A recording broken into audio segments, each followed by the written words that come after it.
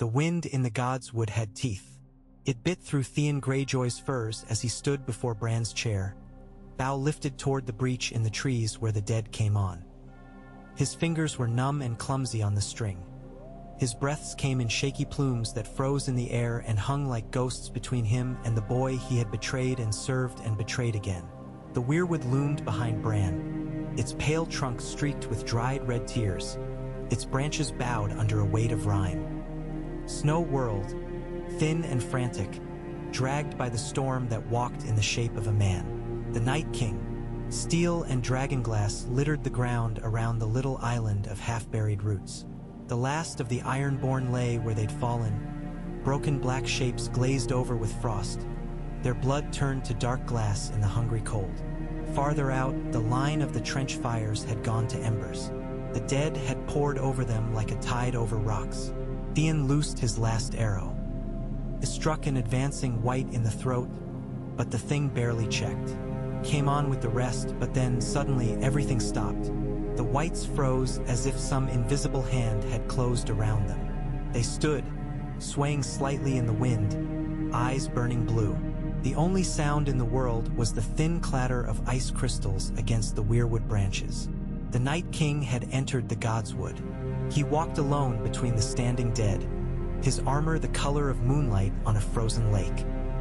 Frost unfurled from his footsteps, crackling through the thin skin of snow over the earth.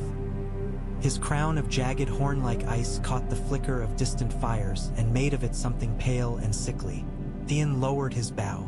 There was no point. He stared into that inhuman face, into those eyes the color of deep winter, and felt nothing left inside him but a quiet, clean strand of terror. "You're a good man," Bran had said to him a lifetime ago in this very place. The words had warmed him more than any fire. He wondered now if boys who could see the past saw too much. Theon screamed as he charged. It was a ragged, broken sound, torn from lungs that had never done a noble thing without first doing its ugly opposite. He lowered the dragonglass spear and hurled himself at the Night King, feet churning up snow, breath burning in his throat. The Night King waited. When Theon struck, the spear met no resistance until it did. And when it did, it was like ramming the spear into the heart of a glacier. The dragonglass shattered in his hands. The Night King caught Theon by the throat, lifted him as easily as if he weighed nothing at all, and pushed. A blade of ice slid through Theon's belly. He felt it briefly as a bright, precise point of pain. Then the cold rose up from the wound and ate it and everything. He died seeing Bran, small and frail against the vast curve of the tree, his eyes gone that strange pale milky hue that meant he was somewhere else, somewhere the dead could not follow. Theon's body tumbled to the roots. The Night King stepped forward, the broken spear crunching under his heel. He descended the last shallow steps of snow, moving toward Bran. All around, the wights were statues. Behind and above him, the storm tightened over Winterfell. A black bowl of sky lit in pulses by dragonfire somewhere far off and by the flicker of the burning trenches. Wind tore at the branches, set the red leaves shivering. Bran did not move. He watched the Night King approach as he might have watched a memory. His hands lay limp in his lap, half-gloved fingers blew at the nails. His breath came slow and shallow. He had never seemed smaller than he did now, swallowed in the fur and leather of the chair, legs useless beneath him, his whole body a vessel for what he carried. The Night King stopped an arm's length away. For a moment they simply stared at each other. The boy and the thing that had been a man once and was now the cold intention of winter given shape. In Bran's head, the world roared. He stood on the walls of Winterfell with his father, watching men ride through the gate. He sat at old Nan's knee as she told him stories of white shadows with blue eyes and long, patient winters. He fell, breaking his back on the courtyard stones. He flew with ravens over mountains and cities and seas. He crawled through roots and ice and time and saw how all paths circled back upon themselves, how stories repeated with new faces and new banners and the same old blood. He saw the children driving a shard of dragonglass into the heart of a man, pinning him to a weirwood. He saw that man's scream freeze on the air and turn to a blast of cold that swept across a green valley. He saw himself reaching for that man with his mind, touching him through the net of roots and branches and time, and being seen in turn. He saw the Night King's hand on his arm in another god's wood, long ago and not long ago, and felt again the burning cold that had marked him. Now that hand reached for him again. Bran did not flinch. Where else was there to go? He had spent his childhood climbing towers to look beyond walls. There was nothing beyond this. He had looked and found only circles. The Night King's fingers closed around Bran's forearm, right over the old mark. The icy flesh felt paradoxically hot, as if the cold burned so intensely it had swung around to something like fire. Light flared where they touched. Not warm light, but a hard, clean, blue-white blaze like sun on fresh snow. Bran's vision fractured. He saw Winterfell as it had been, and as it was, and as it might be. He saw the courtyard filled with snows and dead men and dragons, and he saw it filled with summer light and laughing children, and he saw it toppled into a black pit. He saw himself under the weirwood, and above it, and inside it, branches growing through his spine. the Night King, not from outside as he had in dreams, but from within. He saw a man tied to a tree, screaming as the children's dragonglass pierced him. He felt roots grow through his veins, climbing his bones, threading his skull.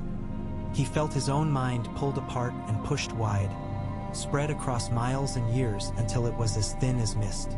He felt the clear, slicing knowledge of everything and the unbearable weight of it, crushing and cold. He felt the moment where something broke. The man who had been taken ceased to be a man. What remained was purpose, a singular, burning absence. The world was noise. The world was heat and chaos and constant chatter of thought. The world had to be quieted. He saw centuries of winter, watching men build and fight and build again, always the same dance with different steps. He saw himself created as the weapon that would end the dance by ending the dancers. He saw the wall rise and the children flee, their own weapon turned against them. He saw the slow, patient gathering of cold in the north. He saw himself as the Night King, watching men forget what they had done, what they had made. He saw Bran Stark of Winterfell, who had fallen and risen and walked through time, who had peered into all the dark corners where secrets were kept. He saw in this boy the same terrible thing the children had seen when they forged him. Someone who held too much, a memory of the world. The Night King moved his hand from Bran's arm to his temple. The blue blaze brightened, bluer than sky, colder than the heart of winter. Frost flowered over Bran's skin where the hand touched, creeping down from his temple across his cheek. His lashes crusted with it. His breath stopped in his chest. His heart stuttered. He felt something reach into him. Not like a hand, not physical at all, but a presence pushing into his mind the way he had pushed into wolves and birds. But deeper. There were no edges to this thing, no corners to hide in. Bran could have pulled away. He felt it, the way he sometimes felt how he could shut his third eye if he chose, go back to being only a boy who could not walk but could still forget. He could have closed himself, tried to hide from the cold, clung to his own memories like a child clutching at a blanket. He did not. He had seen too much. He opened himself and the Night King poured in. Snow gusted through the God's Wood in a sudden wild swirl. The red leaves flapped, the branches rang with ice. Somewhere far above, there was a crack like distant thunder as a dragon screamed in pain. The blue glow engulfed Bran. For a heartbeat his eyes went white, as they always did when he slipped into the trees. Then the white burned away from the inside, replaced by blue. It happened in silence. There was no roar, no explosion, just a sudden sharpness to the air, and then the sound of something small and terrible, the crack of a blade breaking. Arya Stark's dagger shattered in her hands. She had been in the air, breathless, heart pounding, every part of her focused on that one spot beneath the Night King's ribs. She had flown from the shadows of the broken wall, each step on the snow as silent as a whispered name. She had been an inch from plunging the Valyrian steel into his heart when the Night King had moved. Not quickly, Not with the inhuman speed of a specter, just precisely. He let go of Bran's temple, turned, and reached out. His hand closed around Arya's wrist. It was like plunging her arm into a frozen river. Her fingers went slack. The dagger slipped from her grip.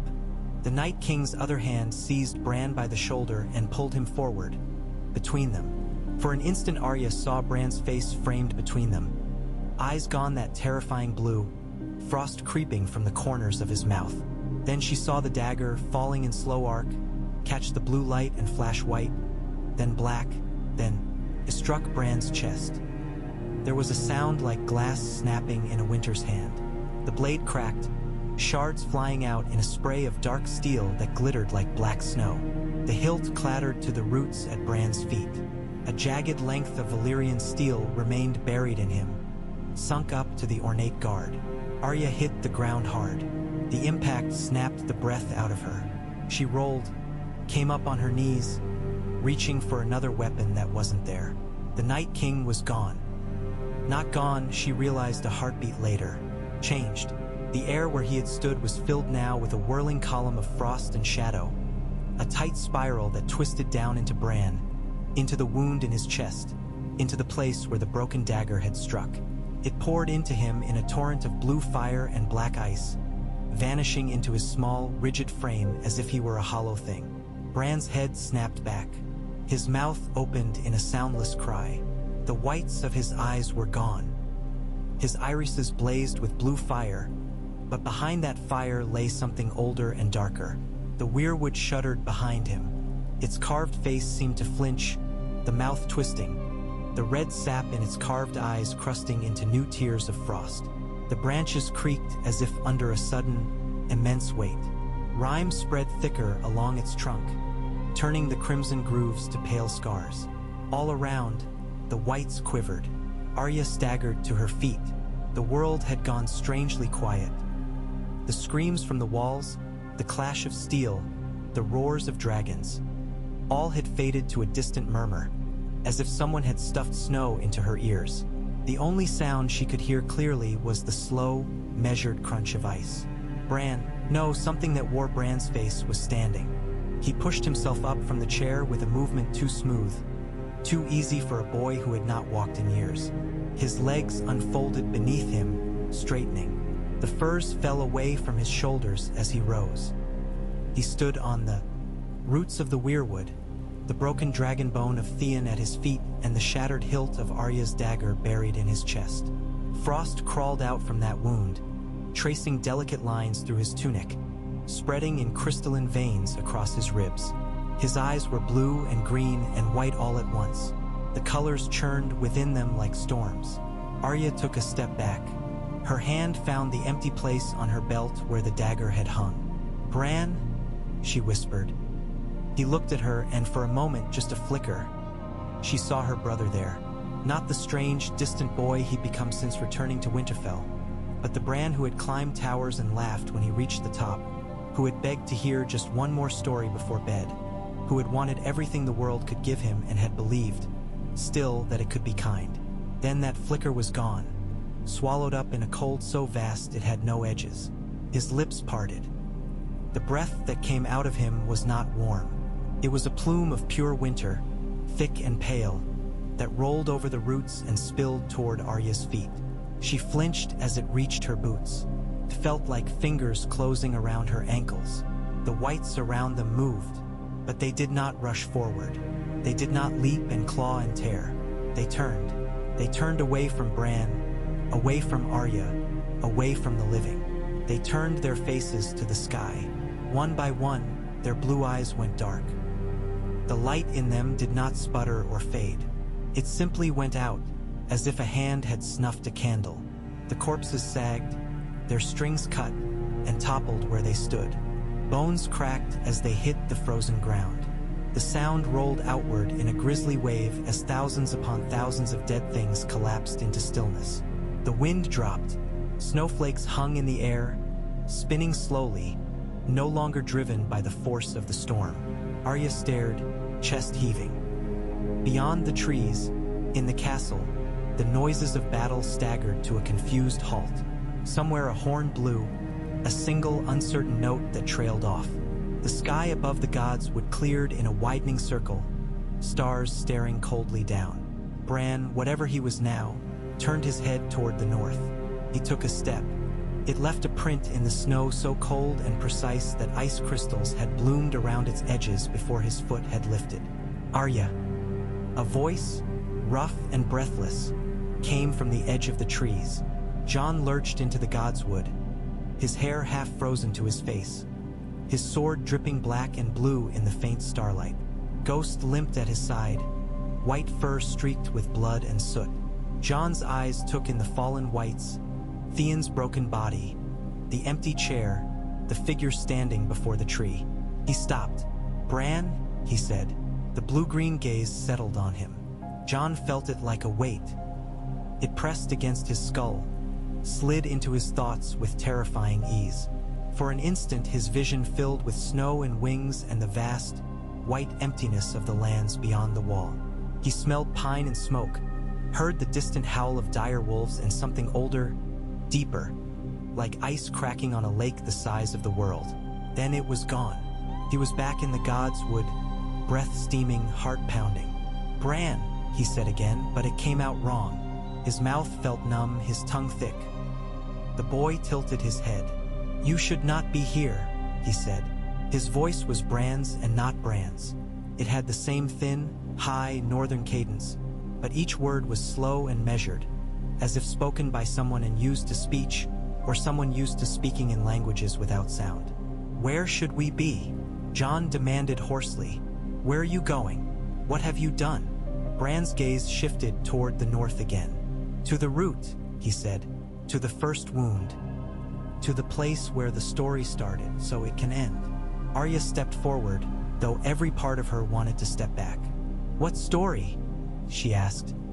He looked at her, and for a heartbeat his eyes softened, green rising up from beneath the blue. "All of them," he said quietly. "All the stories that were ever told. All the ones that will be." Arya opened her mouth, closed it, shook her head hard. "No," Jon said. "You don't get to decide that, Bran. You don't." "Someone already did," Bran said, and now there was cold anger in his tone, though it did not reach his face. "When they made him." He nodded toward the field of fallen whites, toward the direction the Night King had come from, the direction he was going. "When they used him. When they made me after they broke me." Ghost growled, low and uncertain. "Bran," Jon said again, helplessly. "You should stay," Bran told him. "Winterfell needs a Stark. The world needs something to remember." He smiled faintly, and the expression was as terrible as anything Jon had seen in his life. "I'll take care of the rest." Then he was gone, not in a puff of smoke or a spray of frost. He simply took another step, and another, and with each one he seemed more transparent, more thin, until he was nothing but a ripple in the air, a distortion in the snow, a dark smudge moving through the trees. The last Jon saw of him was the blue flicker of his eyes, between the trunks, like lanterns moving away into the forest. The wind rose again, and this time there were no teeth in it. It was only wind, cold and thin. Jon stood with Arya in the godswood, surrounded by the fallen dead, listening to the silence that came after a war that had not truly ended. Above them, the weirwood's carved face watched, its red eyes frozen wide. In the quiet that followed, somewhere deep beneath the roots, the world turned over. There was a part of Bran that had never left the roots. When his body had sat under the weirwood at Winterfell, eyes rolled back, breath turning slowly to mist, his mind had stretched out like a net. It had threaded itself through ravens' wings and wolves' eyes, through the slow, patient growth of trees and the scurry of mice, through men's dreams and the whisper of turning pages in distant libraries. Now that net shivered. The Night King's presence moved through it like a cold wind, like a crack in the ice that spread in branching lines. Everywhere it touched, something stilled. A broom paused mid-sweep in the hands of a woman in White Harbor. A child on Skagos forgot the song he had been humming and stood, puzzled, in the snow. A maester in Old Town lost his place in an ancient, crumbling scroll and frowned, backtracking in his mind to recall where he had been, only to find the pathway of thought smoothed over, erased. Bran felt all of it. He was not a passenger in his own mind. He was not conquered. The Night King had not replaced him, as he had once replaced the man on the tree. This was something new, and that newness made it uncertain.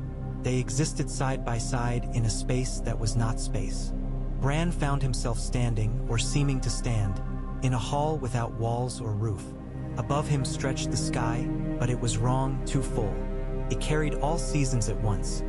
Summer's clear blue, autumn's low gray, winter's hard, white glare, spring's shifting, scattered cloud.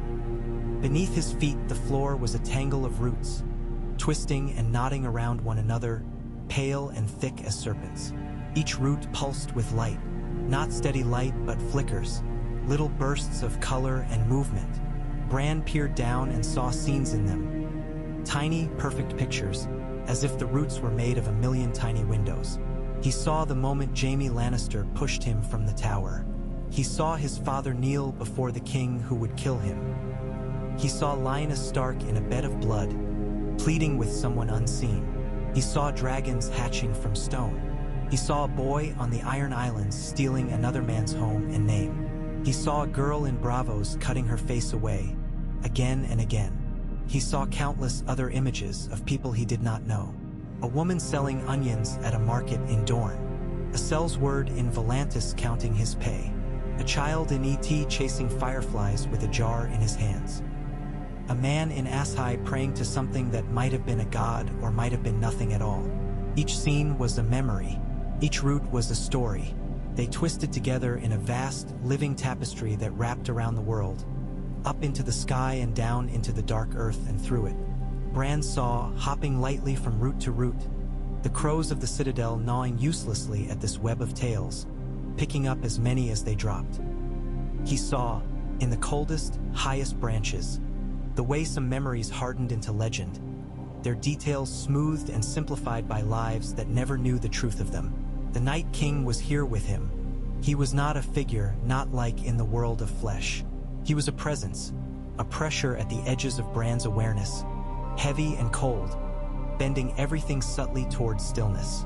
Where he pressed, the images in the roots slowed, then stopped, freezing into place.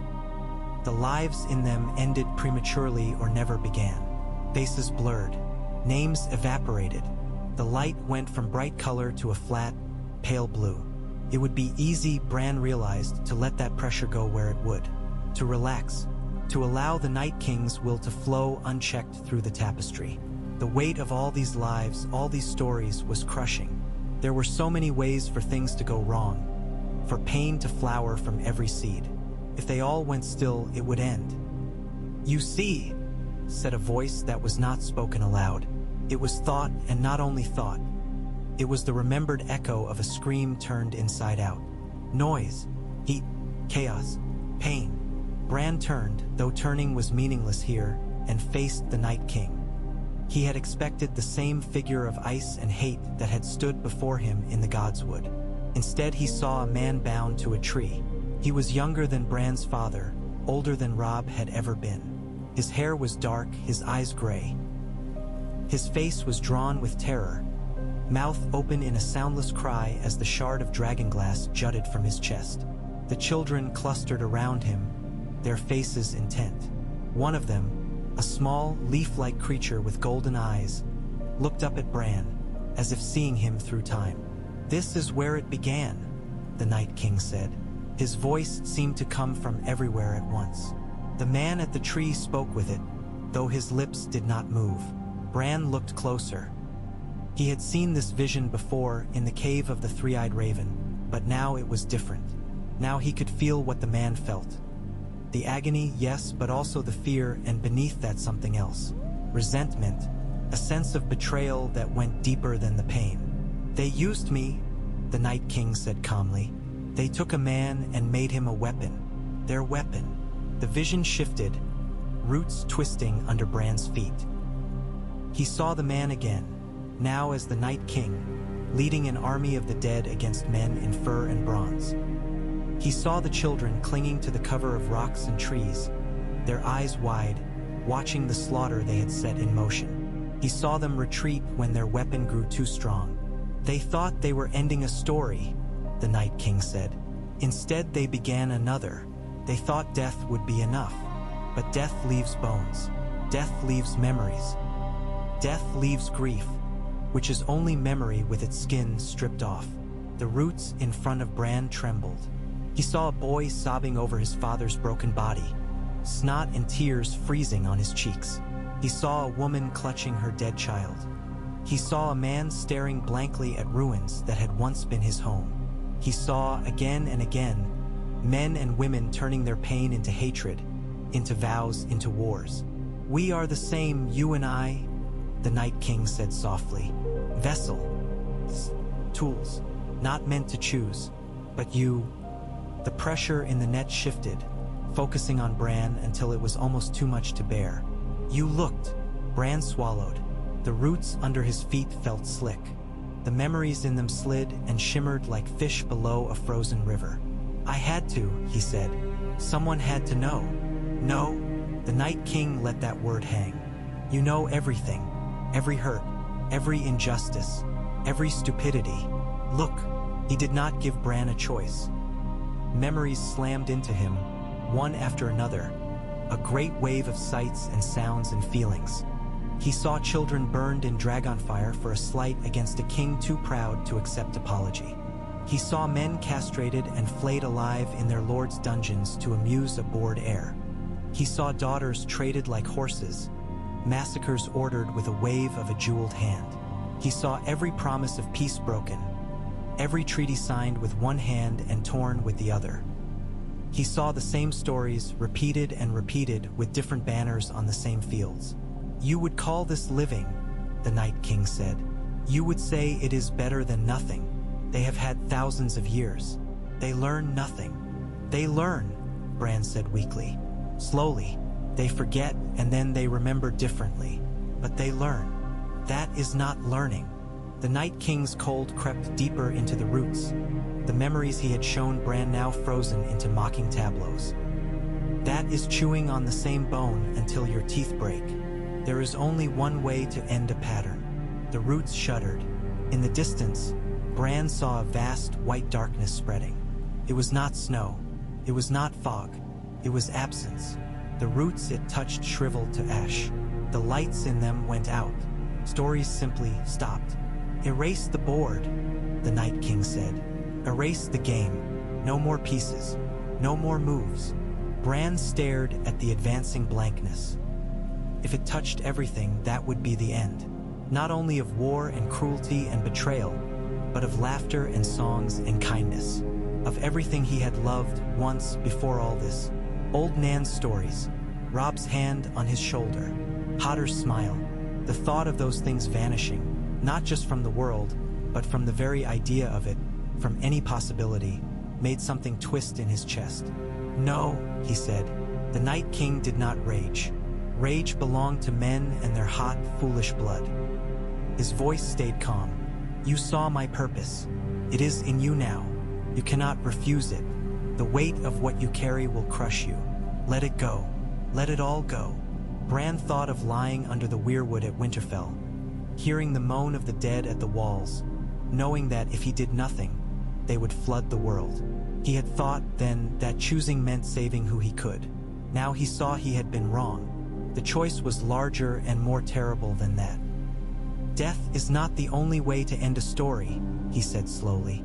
The Night King paused. "There is forgetting." The blankness at the edge of the roots stilled, as if listening. "In Old Town," Bran said, "maesters scrape names from ledgers. Kings and lords think that makes them safe. In Bravos, men pay to have those who wronged them erased from the world's regard. In Baelor's September, before it fell, the High Septon absolved sins with a word. They all believe that if a thing is not remembered, it does not matter. They are wrong." He stepped forward, feeling the roots pulse underfoot. "But they are also right. Sometimes." He thought of Arya, whispering her list every night before sleep. He had watched her, through eyes that were not his own. He had watched that list shrink as men died, and how that change did not bring her peace, not really. The names had become a chain as much as a sword. He thought of Jon, haunted by men he had killed, by choices he had made. He thought of his father, carrying the truth of Lyanna Stark's child like a stone in his heart instead of into the light, because he could not bear the war that truth would bring. What if, Bran said, the world could forget some things, not all at once, not everything, just enough? What if we cut away the roots that always grow back poisoned? The Night King regarded him. The cold grew sharper. You would prune, he said, not cleanse. You would leave the board and the players and change only the rules. Yes, Bran said. Why? The question was not curious. It was flat, the way a blade is flat. Why not peace?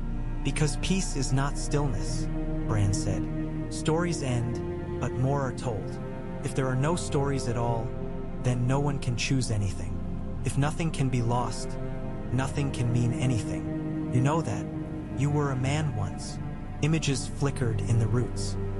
A boy's first kiss behind a barn. A mother holding her child for the first time. Brothers racing down a hillside, tumbling over one another in the grass. A woman teaching her younger sister to thread a needle. A father laughing as his son topples into a snowbank, bundled so thick in furs he cannot get up. All the small, ordinary joys of a world that was often cruel, but not only cruel. This, Bran said quietly, is living. The Night King did not answer.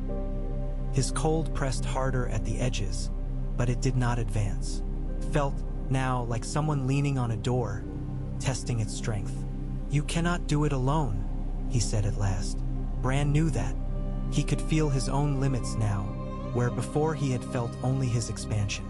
The more he had learned, the more he had seen, the more he had thought he was becoming something beyond human. He had believed he could carry the weight of all the world's memories and still remain himself. Now he knew better. The Night King's purpose was in him. The cold, serene desire to quiet the world had sunk its roots deep into his mind. He could resist it for a time, guide it, shape it, but not forever. The thing that had been Ade in that weirwood so long ago was not meant to choose. It was meant to obey. But perhaps he did not need to be the one choosing. The world remembers itself through more than trees, Bran said. Through more than me.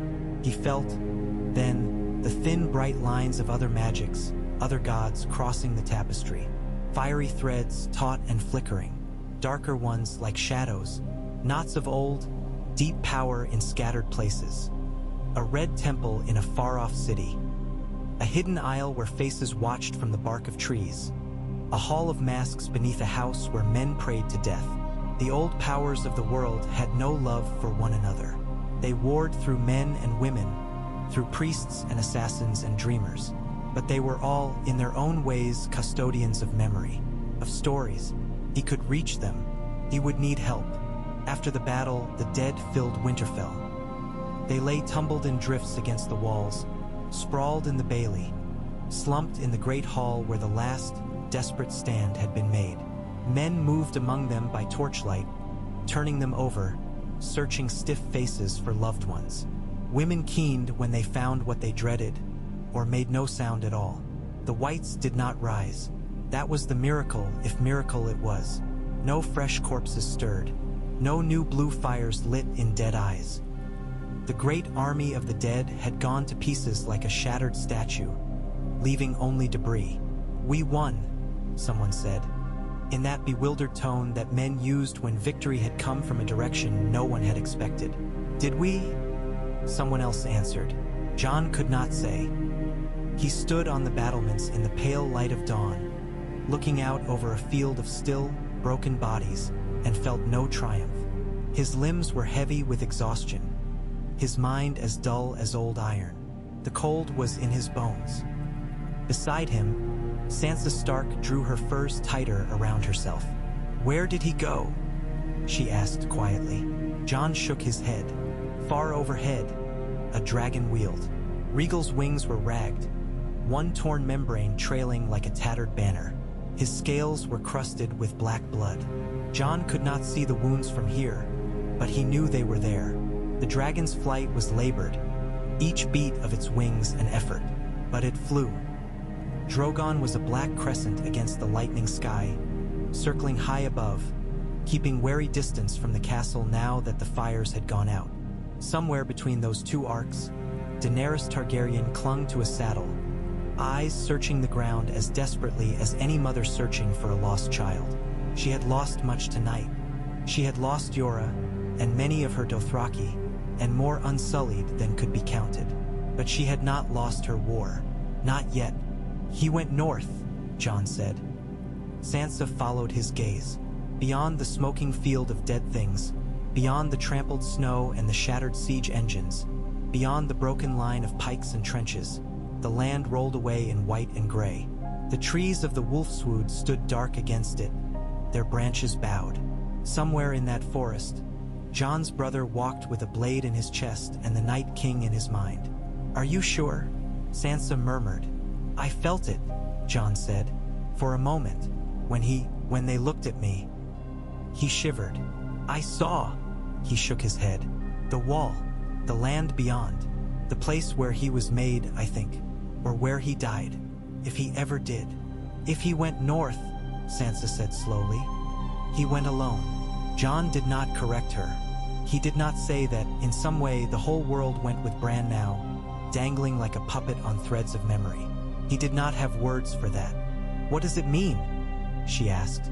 "If the army of the dead is broken, if the Night King is—" She trailed off, unwilling to say it. They had all seen what had happened in the Godswood. They all carried that image somewhere in their minds. Bran's eyes, blazing blue at the edges, green at the center, both colors trembling as if in some terrible balance. "It means," said a voice behind them, "that we won today and lost something else." They turned. Tyrion Lannister leaned against a crenellation, wrapped in a cloak that had once been good wool and fine stitching and was now a sodden, blood-stained rag. His beard was crusted with ice. His nose was red. "What did we lose?" Sansa asked, wary. Tyrion took a flask from his belt, stared at it as if he wasn't sure how it had gotten there, then put it back without drinking. "A story," he said. "The right one." Sansa frowned. "Speak plainly." "My lady, if I'd ever spoken plainly in my life, I'd have been dead before my first birthday." Tyrion's attempt at humor died quickly. He rubbed a gloved hand over his face. "The things I saw tonight," he shook his head. "Men remember battles poorly at the best of times. We polish them in the telling. We forget how much they stank. This one will be harder to hold on to." Jon glanced at him sharply. "What do you mean?" "Do you recall?" Tyrion said. "How many Dothraki rode into the dark with their blades on fire?" Jon frowned. "Hundreds. Thousands," Sansa said firmly. "Half her strength, at least." "And how many did you see ride back?" "Hardly any," Jon said. "You saw. Their flames went out one by one. It was—" He stopped. The memory slid away from him, oddly slick.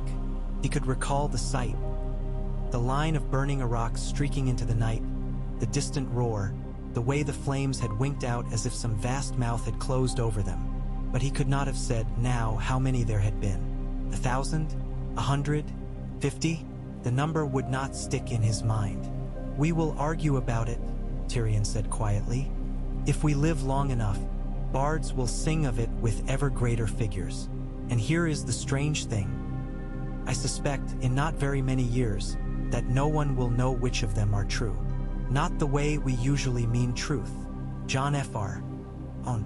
Battles are always like that." "Oh yes." Tyrion's breath steamed. "But this time, I think the stories are being changed from the outside."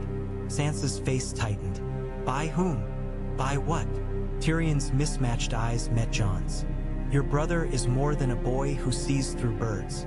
More now than even he was. He might be—" He searched for a word. "Editing. Editing?"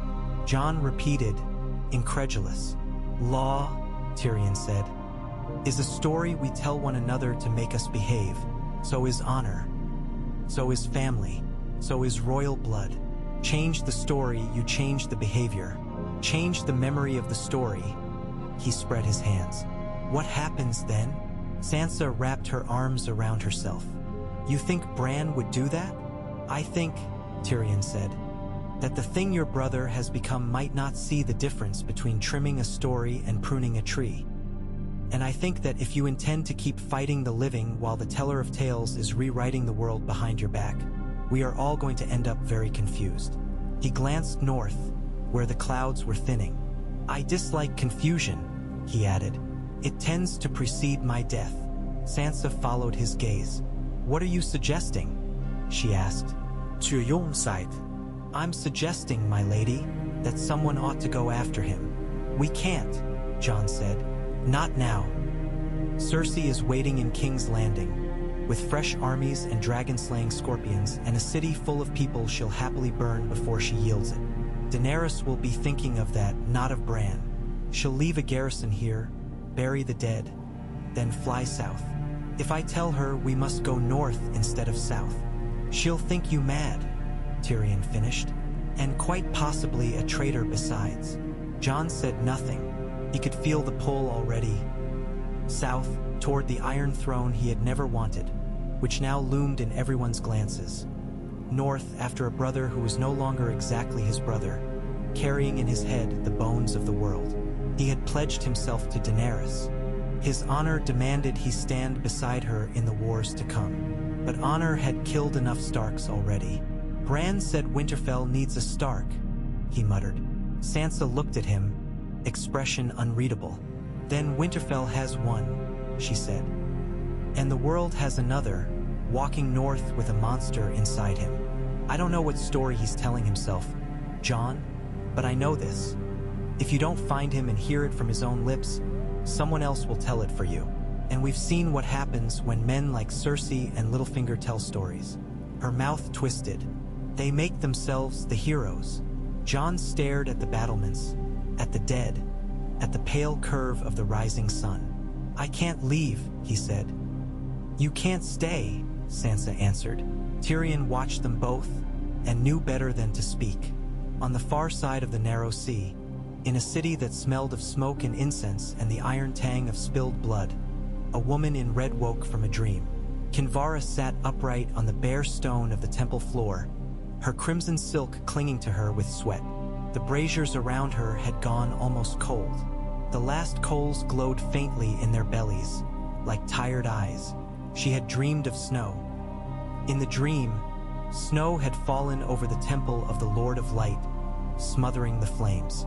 It had drifted down through the open roof, settled on the black stone altar, filled the carved grooves where blood had flowed. She had reached out to brush it away, but her hand had passed through it, feeling nothing. Then she had looked up and seen that it was not snow at all. It was ash, ash falling upward, ash that had once been paper and skin and memory. R'hllor, she whispered.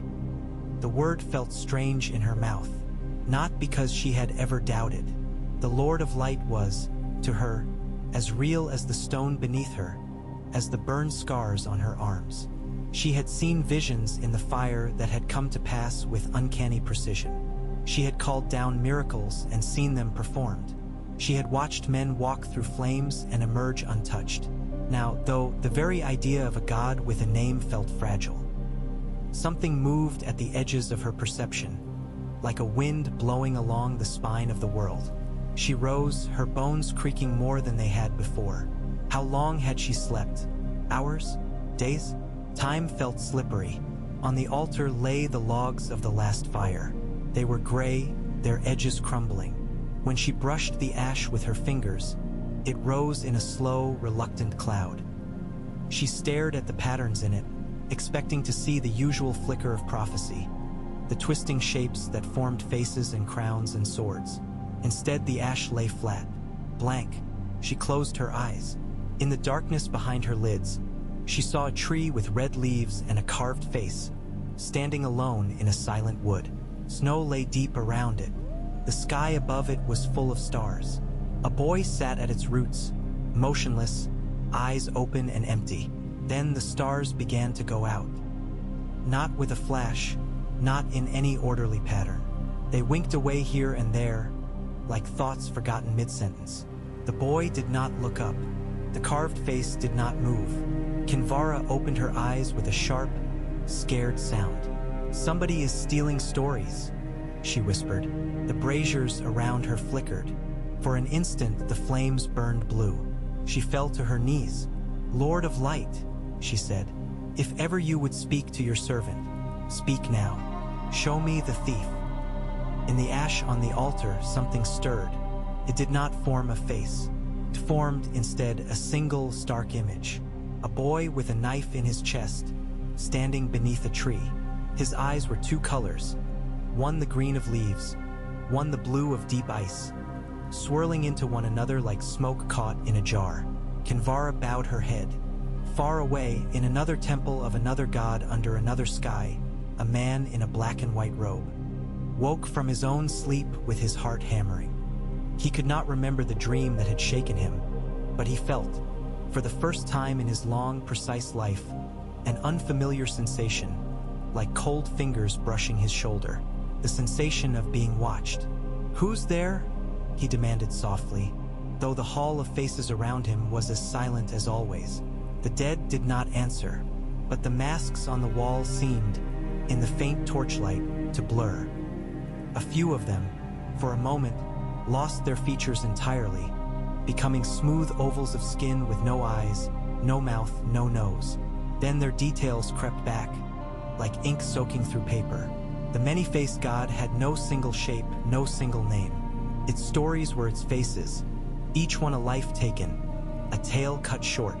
The priest in the robe did not know why he felt suddenly that his god had been insulted. He only knew that somewhere, someone had tried to erase a face from the wall, and failed. North of Winterfell, the world thinned. Bran walked through snow that did not wet his boots. His body was a suggestion. He had weight enough to leave tracks, but no more. When the wind gusted, it seemed to blow through him rather than against him. His hair did not lift, his clothes did not flap. The broken dagger in his chest had frozen into a mass of glassy, black ice that had fused with his skin. It hurt when he remembered to notice it. He did not walk alone. The dead followed him. Not in the vast, organized ranks they had formed behind the Night King. Those armies had fallen when the Night King had stepped into him. Their animating force retracted. Their corpses lay wherever they had dropped. The dead that walked with Bran now were different. They were shadows of lives that had not yet been lived. They drifted at the edges of his vision, insubstantial as fog. Sometimes they looked like men he knew. Robb, taller and broader, with streaks of gray in his hair, a scar on his cheek that he had never gotten in the life he'd had. Sansa, older, wearing a crown shaped like a direwolf. Jon with a child in his arms. Arya with a ship behind her. Sometimes they looked like strangers. A boy with Daenerys' eyes and Jon's jaw. A man with Lannister gold in his beard and stark gray in his eyes. A girl with dragon scale along her neck like jewelry. They were all possible futures. Stories that might unfold, if he let them. Their whispers brushed his ears. "Let me be," said a child's voice, petulant. "Not this again," groaned an old woman's. "Please," whispered a man whose face was nothing but scar tissue, though he had not yet been born to be burned. "Not that." Each path ahead of him was threaded with these whispers. Each choice he made would call some of them into being, silence others forever. The Night King's cold pressed him to silence them all. The farther north he went, the louder that pressure grew. He passed the place where the wall loomed, its face scarred by dragonfire. Men on the battlements saw him as a dark speck moving over the snow and called to one another, uncertain whether to lower the gate. When they looked again, he was gone. He walked through the shadow of the wall, not around it. The ancient spells woven into its ice, meant to keep his kind out, parted for him as if he were water slipping through a net. The wall did not remember how to refuse him. Perhaps it remembered him as an enemy once, but now that enemy was inside the boy who carried also the memories of the men who had built it. It was confused. He could fix that, Beyond the wall, the land undulated in white and gray. The trees grew sparser, their branches heavily burdened with ice. The air tasted thinner. He walked past the charred ring of dragonstone glass where visions of fire and ice had been drawn. He walked past the places where wildling clans had built their rude camps, their fires long gone out. In some of those camps, bones lay scattered, cleaned by scavengers. In others, nothing remained at all but the impression of circles in the snow, a memory of communities vanished south. He walked until the land rose. The hill was smaller than he remembered. The cave of the three-eyed raven had seemed immense when he had been carried into it for the first time, half-frozen, half-starved, desperate and afraid. It had been the center of the world then, the place where all the stories had led. Now it was only a hollow in the side of a rise, half buried in snow. The trees that crowned it were dead. Bran stepped into the cave. The roots within glowed faintly. They recognized him immediately. Their awareness rose to meet his like dogs greeting a master or a jailer. They were eager and afraid. "You brought him back," they whispered, though they had no mouths. "Why did you bring him back?" "I didn't," Bran said. "He brought himself." He walked deeper. The place where the last three-eyed raven had grown into the roots was empty now. The impression of his body remained, a man-shaped hollow in the woven wood. Frost rimed its edges. Bran sat in it. The fit was poor. He was smaller than the old man had been. His legs hung over the edge, his heels not quite touching the ground. The sight made him almost smile. Then he opened himself. He had done it before, letting his mind slip out into the trees and birds and beasts. But always there had been some sense of boundary, of a self that could return. Now, as he reached into the roots, he felt that boundary thin and stretch. The Night King surged forward. He did not fight the surge. He directed it. Instead of allowing it to burst outward in a wave of pure erasure, he channeled it along the lines he had seen earlier. The skein of old magics that crisscrossed the world. The red temples, the black vaults, the standing stones on aisles shunned by sailors, the house with no doors on a street where faces came and went. He sent the cold like a question. The fire answered first. In every temple of Rewrote, every shrine where a single candle burned in his name, flames guttered. Priests and priestesses felt a sudden chill, as if someone had opened a door in a tropical night. Into their minds slipped the image of a tree in snow. Some recoiled, others leaned in. Kinvara in Meereen, once high priestess of Volantis, knelt before a bowl of ashes that had once been flame. The image of the boy with two colored eyes hovered over it, like heat shimmering on a road. "Who are you?" she whispered. The boy did not answer in words. Instead, he sent her a chain of images. A girl in a red dress stepping into fire, 3 dragons tearing chains from their own necks, a host of men with shaved heads and spears marching through a city of white pyramids, a woman on a black dragon, her hair silver, her eyes bright with righteous fury. Then those images blurred, flickered, reset. In one iteration, the girl in red burned to ash, and nothing came of it. In another, the dragons hatched but died as hatchlings. In another, the host of spearmen pledged themselves to a conqueror who was not the silver-haired woman, and the city became a charnel house. So many versions, so many possible tellings. "What are you showing me?" Kinvara asked. The boy's voice brushed her thoughts like a cold breeze. "Choices." On the Isle of Faces, where the green men kept their silent vigil, the eyes in 100 carved weirwood faces filled suddenly with frost. The green men fell to their knees as a tide of memories crashed through their minds. Wars they had watched from hiding, pacts they had witnessed, oaths sworn and broken. In Bravos, in the house of black and white, the candles went out one by one. The priest in the black and white robe lit one again with a practiced gesture and watched as the flame burned steady. Then, without wind, it flickered. For a moment, the light inside the flame moved like something under ice. "Not your time," the priest murmured to the unseen intruder. "Not yet. You trespass." The cold recoiled from the flame. Death here was not an absence. It was a god of many faces, each one a story ended at its proper point. The boy's cold carried oblivion, a kind of death without pattern. The two forces did not blend easily. Bran felt the pushback. He had hoped, perhaps naively, that these powers would join him willingly, that they, too, would want a world where certain wounds were allowed to heal without being constantly reopened by memory. Instead, he found resistance. The old magics were jealous. They did not like to share. The Night King's cold pressed harder, irritated. "We ask," Bran murmured. "We do not command." The cold did not care for asking. It surged against his restraint, seeking a weak point. Far to the south, in King's Landing, Cersei Lannister stood at her window, watching the morning light turn the city's smoke to gold.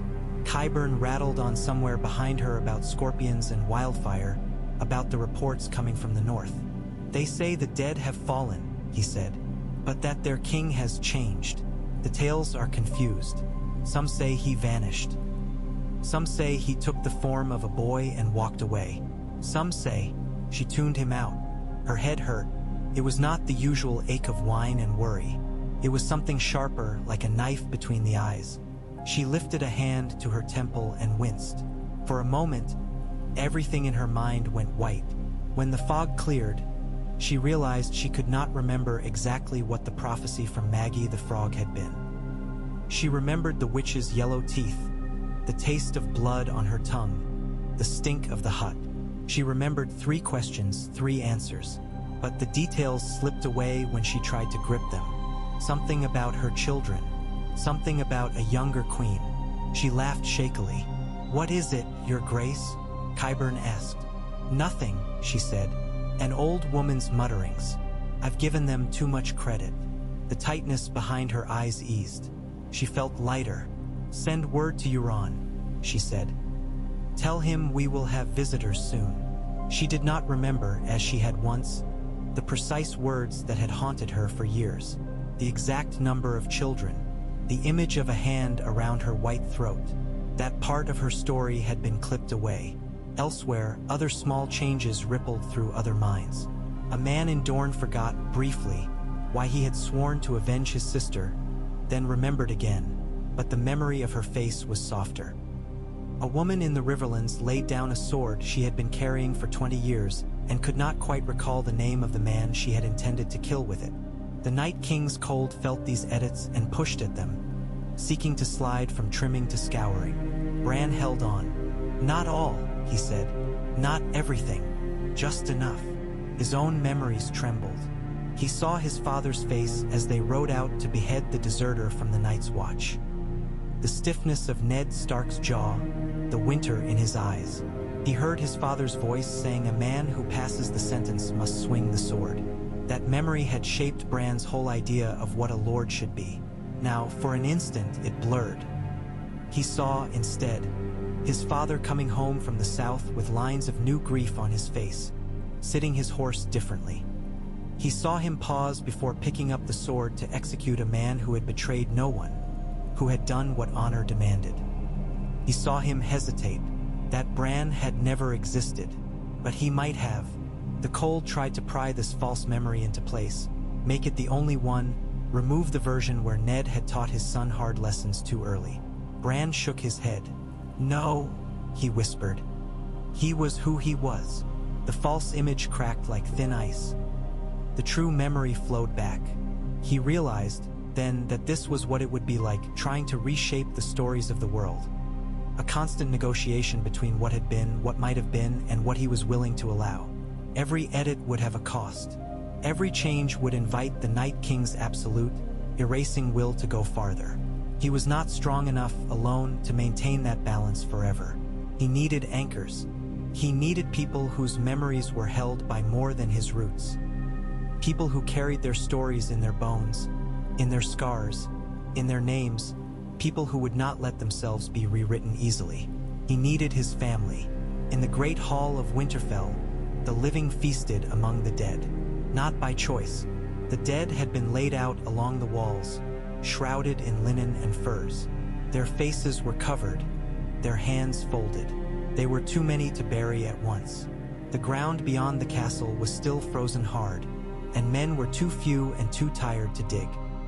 In the center of the hall, tables groaned under the thin, makeshift feast the kitchens had scraped together. Stewed beans, hard bread, salted beef. No one ate with appetite. They ate because their bodies demanded it, chewing mechanically, staring at the shrouds along the walls. Voices murmured, cups clinked. Somewhere, a woman laughed too loudly and then clapped a hand over her mouth, ashamed. Arya sat against a pillar, a bowl untouched in her lap. She had not changed out of her armor. Blood stiffened the leather, turned the cloth beneath it into a second, less comfortable skin. Her hair hung in greasy tangles. Her face felt like a mask. Gendry found her there. "You should eat," he said, pressing a hunk of bread into her hand. "You'll fall over if you don't." She stared at the bread as if it were an unfamiliar weapon. "I stabbed my brother," she said. Gendry did not flinch. He had seen her kill a man at Harrenhal with the calm efficiency of a butcher. He had watched her move through the chaos of battle as if the dead were pieces on a board only she could see. He had been half in awe of her for years now, ever since she had held a sharpened stick to his throat and told him exactly who he was. "You stabbed the Night King," he said. "I meant to," Arya said. "I think. It's muddy." That frightened her more than anything. Her memories of the moment in the Godswood were like shards of glass in a sack. She could feel their edges, but when she reached in to grip one, it shifted. She remembered the leap, the cold hand on her wrist, the dagger slipping. She remembered Bran's eyes, but the sequence of it was off, as if someone had taken the images and rearranged them. "If I had been faster," she muttered. "If I'd moved differently, then maybe you'd be dead," Gendry said bluntly. "And we'd all be more dead than we are." His words did not comfort her. In her mind, she heard a list of names. They came as they always had, the cadence familiar, settling her heartbeat.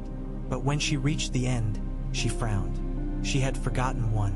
She tried to recall it, but the empty space refused to fill. It felt like a missing tooth, her tongue poking at it, finding only an odd, smooth absence where something sharp should have been. "What is it?" Gendry asked. "I had a list," she said. "People I was going to kill." Gendry's mouth tightened. "I remember.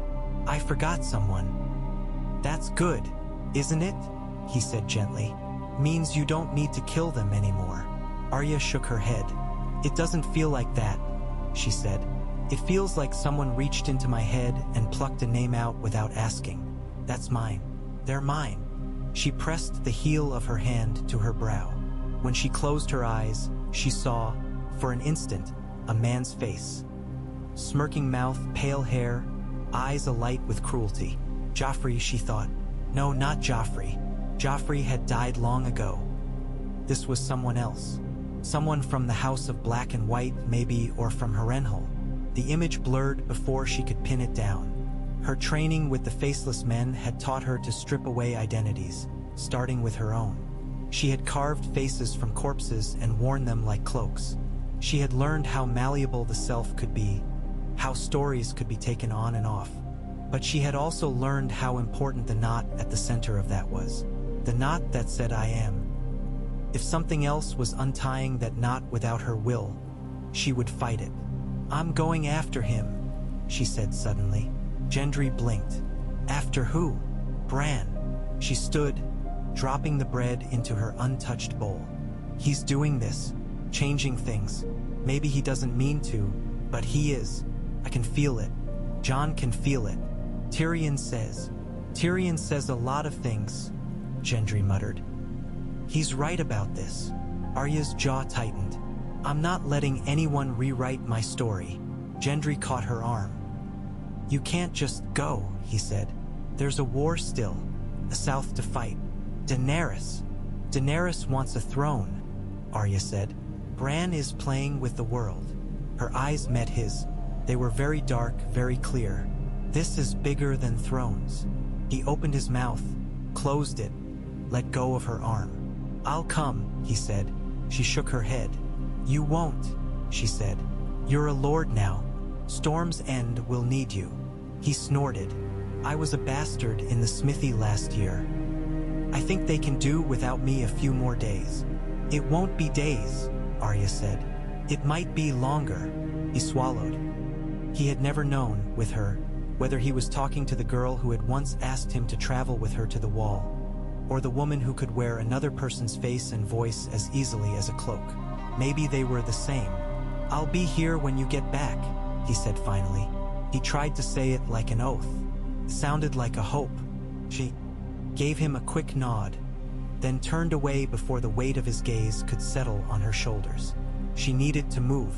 If she stayed still, if she sat and thought and turned things over, the stories in her head would shift under their own strange tides. She was no maester. She could not fight this with ink and parchment.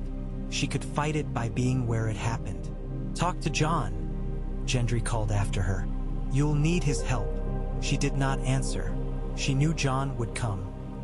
Samwell Tarly was copying a book when the ink changed. He sat in one of the small libraries of Winterfell, surrounded by scrolls and codices rescued from half-flooded cellars when his own books had been lost at sea. The air smelled of dust and mold and old leather. He had taken a book of northern history, Maester Chael's careful account of the last few centuries of lords and festivals and crop yields, and was making a copy of the chapter on the Long Night. It felt important to write down everything he could remember while he still remembered it. The quill scratched. He had just written, in the year when the dead came to Winterfell, many brave men and women fell, including, his hand paused. He frowned. Who had fallen? He could see their faces, some of them, but their names slid away when he tried to follow them. He remembered Jorah Mormont, yes, and Lyanna, fierce as her namesake, Theon, Beric Dondarrion, others whose faces blurred. He looked up, blinking. The words on the page in front of him swam, including many whose names are lost, they read. He had not written that. Had he? Sam rubbed his eyes. When he looked again, the sentence stood as it had a moment before. In the year when the dead came to Winterfell, many brave men and women fell, including, the line trailing off, waiting for him to fill it. He dipped his quill, wrote quickly, as many names as he could recall. The ink soaked into the page. Then, under his hand, some of the letters shifted. The rest of Jorah's name blurred, the ink bleeding. Sam yanked his hand back, heart pounding. The letters steadied. The page now read, Jorah of House Mormont, Lord Commander of the Night's Watch, exiled son of Bear Island, who died. The rest of the sentence was as he had written it. Sam sat very still. He had not written Lord Commander of the Night's Watch. Jorah had never been. That had been Jeor, his father. Jorah had been exiled long before taking any vows. Sam knew that. He knew it as surely as he knew his own name. And yet, he pulled another book from the stack, a brief account of the Lord Commanders, a roster he had copied long ago at the Citadel. He riffled through the pages, scanning the list. His eye caught a name, Jorah Mormont, Lord Commander 397th of the Night's Watch. Sam's breath caught. No, he whispered. He flipped pages more frantically. Jeor's name was there too, but his dates had shifted. According to this book, Jeor Mormont had handed the Lord Commander's cloak directly to Jon Snow, leaving no gap for Jorah. Some trick of memory, a scribe's error? Or, Sam slammed the book shut. Bran, he said. He had always known, since coming north, that the boy had become something strange. He had watched him speak in a flat, far-off voice of things no one should have known. He had watched him give Arya a dagger, as if he had known precisely when she would need it. At the time, Sam had wondered if the three-eyed raven was like the maesters, simply more so. A keeper of knowledge, an archivist of the world. Now he realized the difference. Maesters recorded. Bran could revise. He grabbed as many books as he could carry and ran. Jon was in the courtyard arguing with Daenerys.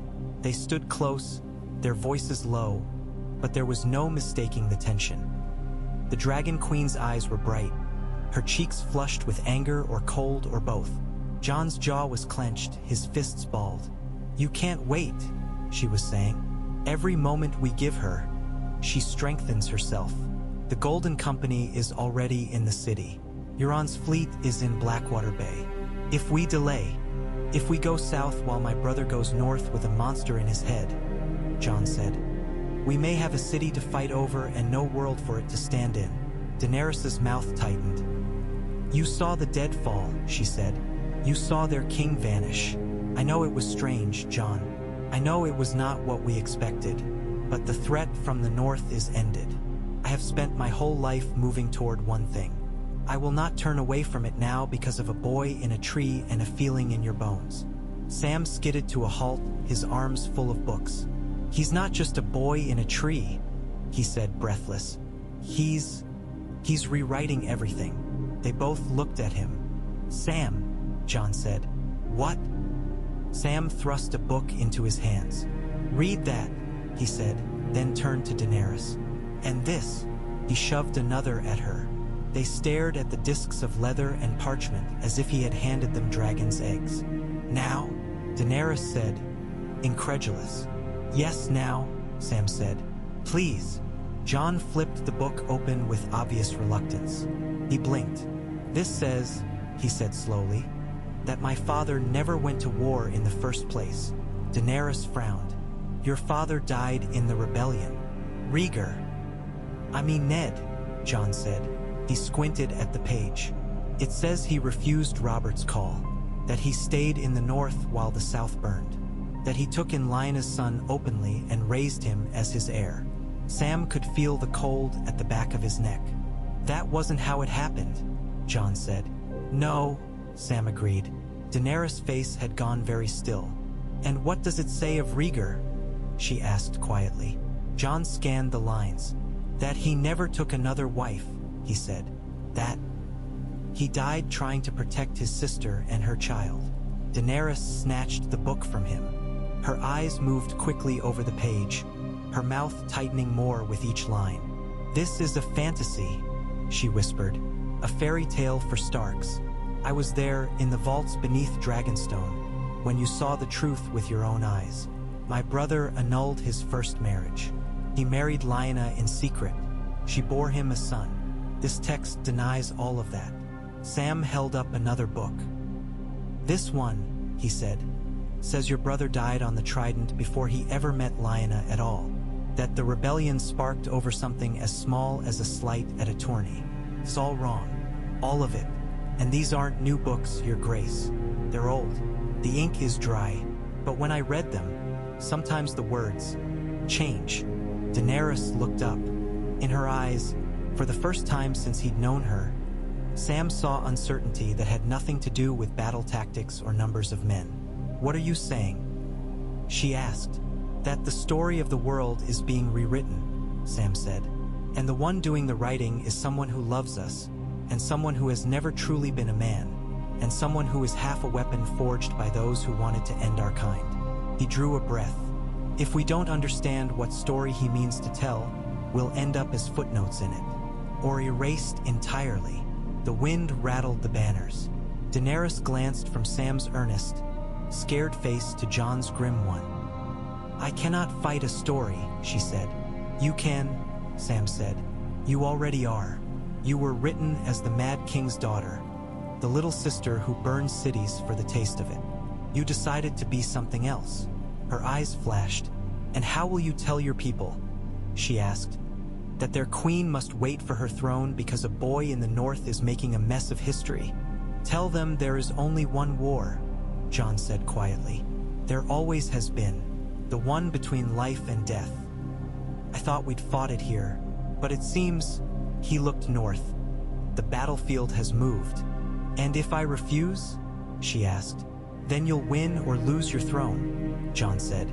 And the story of it might not matter, if there is no one left to tell it. The words hung between them. Daenerys Targaryen, who had walked through fire and out the other side, who had broken chains and burned slavers, who had crossed seas with dragons at her back, had never been asked to fight something she could not burn. For the first time since she had named herself Stormborn, she faced an enemy that had no body to kill. I will not be made small, she whispered. Not by him, not by anyone. She looked north, toward the invisible line where the snow met the sky. "Very well," she said. "We go after him. But hear me, both of you. When this is done, I will not be denied again. If there is any choice left to me, I will take it." Sam thought of choices written and rewritten, of paths closed and opened by hands they did not see. "We'll make sure there are choices," he said, "for all of us, if we can." Traveling north this time was not like the first time. The last time Jon had ridden to the wall from Winterfell, he had been a boy with too many dreams and not enough sense. The world had seemed large and fixed. Roads had led where they were supposed to. Inns had stood where they always had. Maps had meant something. Now the maps quivered. They set out with a small company. Jon, Arya, Sam. Davos, because someone needed to think practically about food and firewood and what to do when horses lost shoes. Ghost trotted at Jon's side, his limp improving. Melisandre was not with them. She had fulfilled whatever prophecy had burned in her heart and turned to ash on the field outside the castle. Gendry watched them go from the gate, fists clenched on the parapet. Sansa stood beside him, the wind dragging at her hair. "Keep them warm," she said to the empty air. She had sent letters south, ravens bearing words that seemed to change under her hand as she wrote them. She had warned the Vale, the Riverlands, the Reach. The dead were broken, but the world was not secure. The war for the throne would wait. Something older needed settling first. Some replies had already come back in scrawled, baffled script. Some had not. She did not know which she would remember correctly in a year. "It feels," she murmured, "like trying to hold water in my hands." Tyrion glanced at her. "Water always slips through in the end," he said. "The trick is to drink before it's gone." He raised his cup. "Here's to confusing times," he said quietly. "May we at least be interesting footnotes." Sansa did not smile. On the road, Jon felt the north watching. Not in the old way, with trees that seemed to listen and crows that nodded too knowingly. This was different. The land was aware of itself being altered. They passed villages that were less ruined than they remembered. A hamlet that had been burned in a wildling raid years ago now stood, its houses intact, its people suspicious but alive. When Jon asked cautiously if they had ever seen wildlings, they blinked. "The free folk," a bearded man said, "beyond the wall.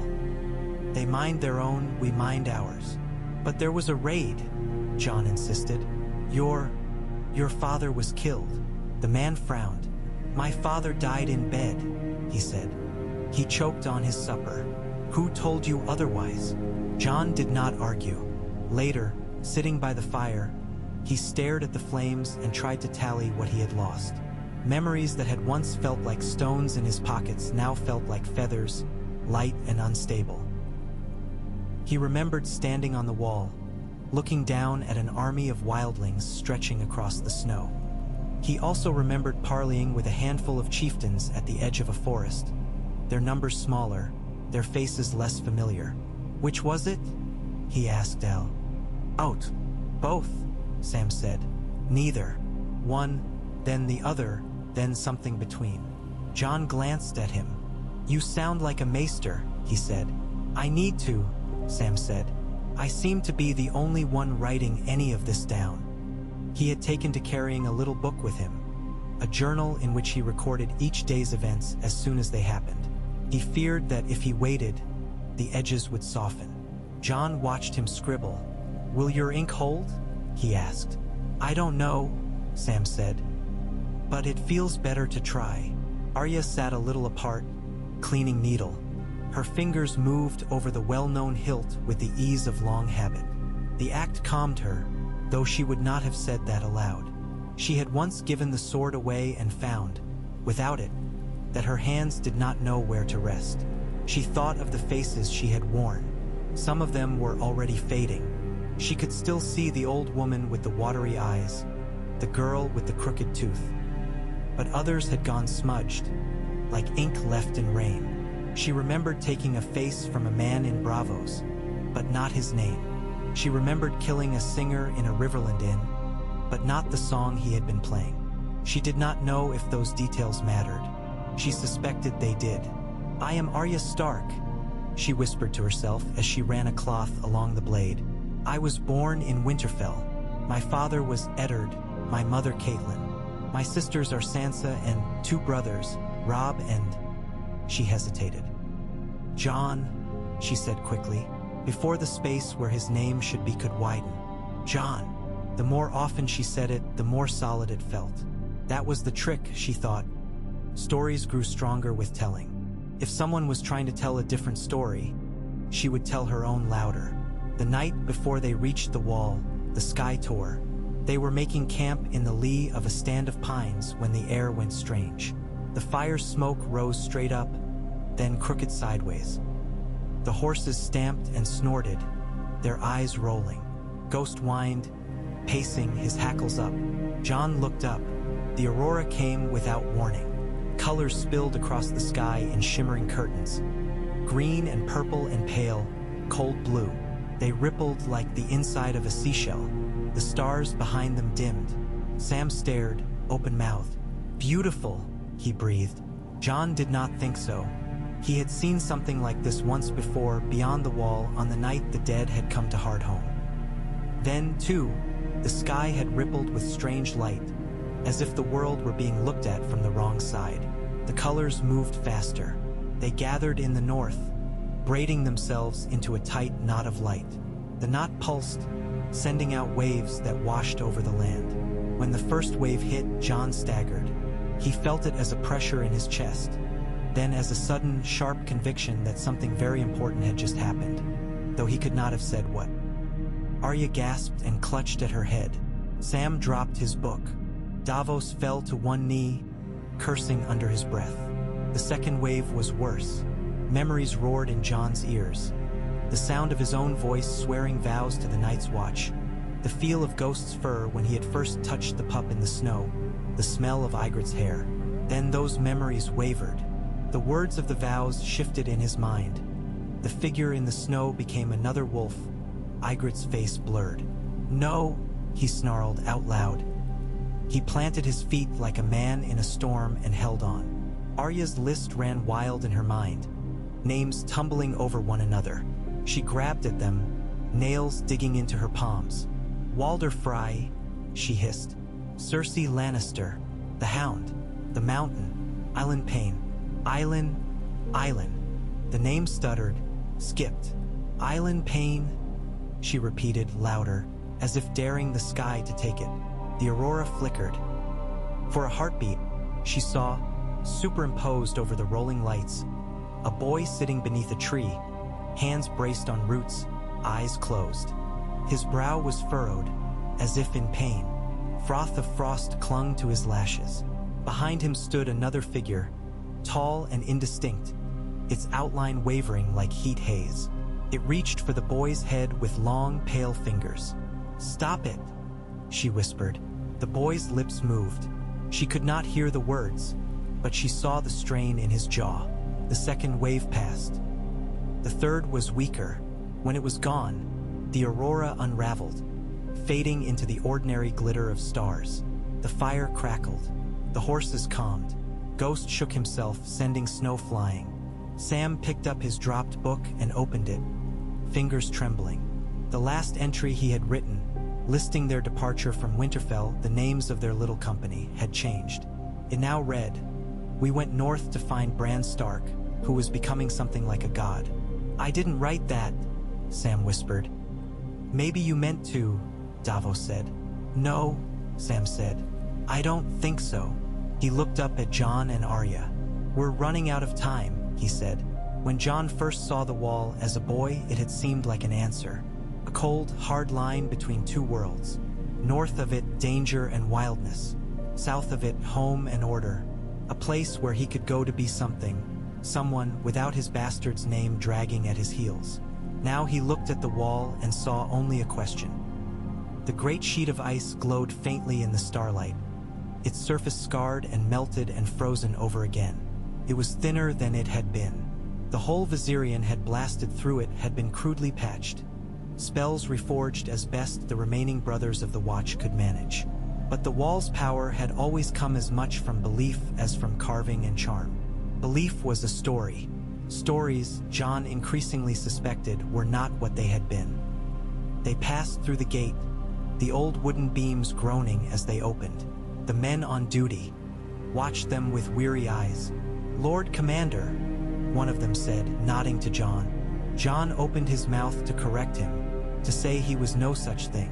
Then he paused. Was he? In his own memories, he had been Lord Commander of the Night's Watch. He had died in that black cloak, knives in his belly. He had risen again behind that wall.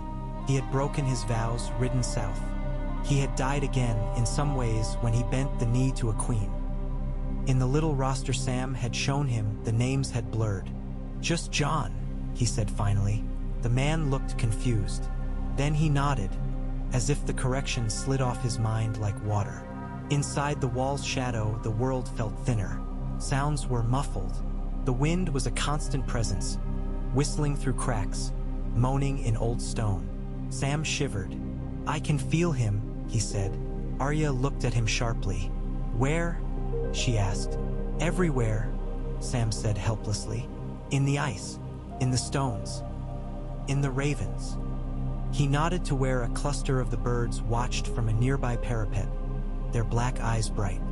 "He's looking through everything at once." "Then he knows we're here," John said. Perhaps he thought that was why the sky had torn. Perhaps that was the sign that Bran had reached whatever place he had been walking toward in the snow. A place where stories could be cut and pasted. He thought, not for the first time, of simply turning back. Let the world become simpler. Let the stories be easier ones, with fewer knives in the dark, fewer betrayals. Let someone else carry the weight of what had been. He had died once, twice, 3 times, depending on how you counted the breaking of vows. How much more did the world want from him? Then he thought of Ned Stark, climbing the steps to the headsman's block. He thought of a boy with his father's eyes, watching. He thought of the faces on Arya's list, of what had been done to them, of what they had done. Of how easy it would be, if their names were simply erased, to pretend none of it had ever mattered. "No," he said. "John," Arya asked. "We keep going," he said. "He's my brother, my family. If he's going to change the world, he should look me in the eye when he does it." "And if the thing doing the changing isn't Bran anymore?" Davos asked quietly. "Then I'll look it in the eye," John said, "and see if there's any of him left in it. And if there isn't..." He did not finish. Arya nodded. Her fingers found the hilt of needle. Sam hugged his book to his chest. The path beyond the wall was half familiar, half strange. Landmarks John remembered from ranging as a brother of the Watch were missing. A rocky outcropping that had sheltered them from a blizzard was gone, buried under a drift that had not been there before. A stream he had drunk from was a trickle instead of a torrent. At one point, they walked through a stand of trees that John was sure he had never seen, though he also had a memory of hiding behind one of them, listening to Mance Rayder talk of freedom. "Maybe they grew," Sam suggested, when John voiced his confusion. "Trees don't grow that fast," John said. "These do," Arya murmured, nodding to the pale bark, the red leaves. Weirwoods. They were farther north than he had ever seen them. Their carved faces watched silently as the little company passed. Some of the carvings were fresh, the cuts cruel and shallow. Others were worn, the features softened by weather and time. "Someone's been busy," Davos said. John had the unnerving feeling that the trees were working something out among themselves, that the network of roots beneath the land was engaged in a debate, that the boy at the center of it was both judge and accused. The hill with the cave rose out of the snow like a buried beast. John recognized it from Bran's tales, from Sam's halting recounting of the journey that had brought the boy north. It was humbler than he had imagined. "There," Sam said, pointing. "That's where we found him before." "Then that's where we'll find him again," John said. They climbed. The snow resisted them, packed and slick. Ghost went ahead, his paws silent. When he reached the mouth of the cave, he stopped, hackles up, tail stiff. John hurried to his side. Inside the cave, the air was close and still. The dim light from outside did little more than sketch the outlines of roots and stone. The smell was of damp earth and something else, something sharp, like bitten metal. "Bran!" Jon called. His voice echoed oddly. He took a step, then another. His foot sank into something softer than snow. He looked down. Bones. They carpeted the floor in brittle shards. Most were old, stained the brown of age. Some were fresher, gleaming white. Skulls stared up at him, their sockets empty. A few still had scraps of rotted flesh clinging to them. Sam gagged. Arya's face tightened. "Children," she murmured. He did not know if she meant the children of the forest or actual children. Perhaps both. At the center of the cave, the roots gathered themselves into a sort of nest. In that nest sat Bran. His eyes were closed. His hands rested on the thicker roots that rose on either side of him like the arms of a throne. Frost rimmed his lashes. The broken dagger in his chest had grown, its black crystal now a jagged, branching thing that spread across his ribs, up his throat into his hairline. He looked older and younger at once. "Bran," Jon said. The boy did not move. Jon took a step forward. "Bran," he said again. A voice spoke, not in the cave, but in his mind. "Don't." It was Bran's voice, layered with something deeper. Jon stopped. The air in the cave thickened. Sam clutched his book until his knuckles went white. The pages riffled in an invisible wind. Arya's hand went to her sword. "Is that you?" she asked. "Or him?" "Both," the voice said. Bran opened his eyes. They were as Arya had seen them in the Aurora. Green and blue, swirling. The green was brighter now than it had been in the Godswood. The blue pulsed, angry, beneath it. "You shouldn't have come," Bran said aloud this time. His voice echoed strangely, as if other voices spoke along with his, slightly out of time. "Then you shouldn't have walked off with the world," Jon said. Bran's gaze flicked to him, then to Arya, then to Sam. "You," he said. "I thought you would stay. I thought you would," Arya said. Bran huffed a breath that might have been a laugh. "I couldn't," he said. "Not with this in me. Not with this in the roots." He lifted one hand.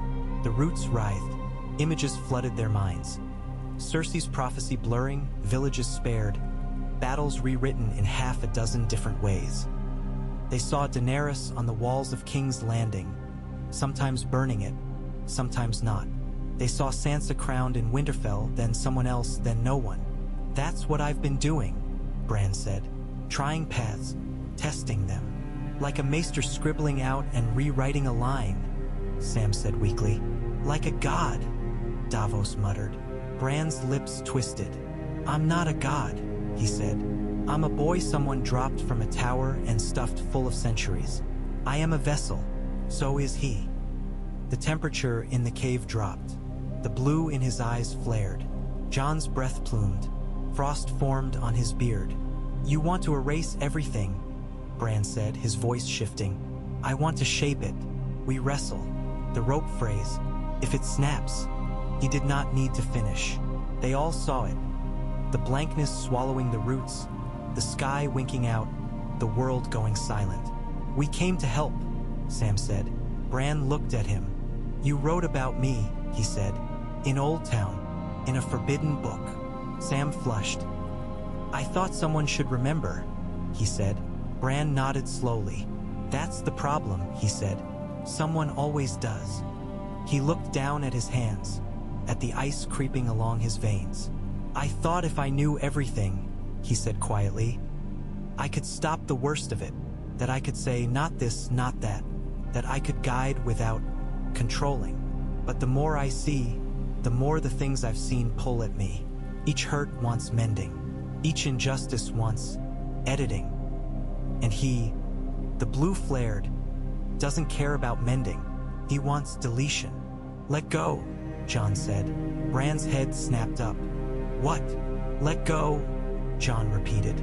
"You tried to take this on because someone had to, because the last three-eyed raven chose you, because the children chose him.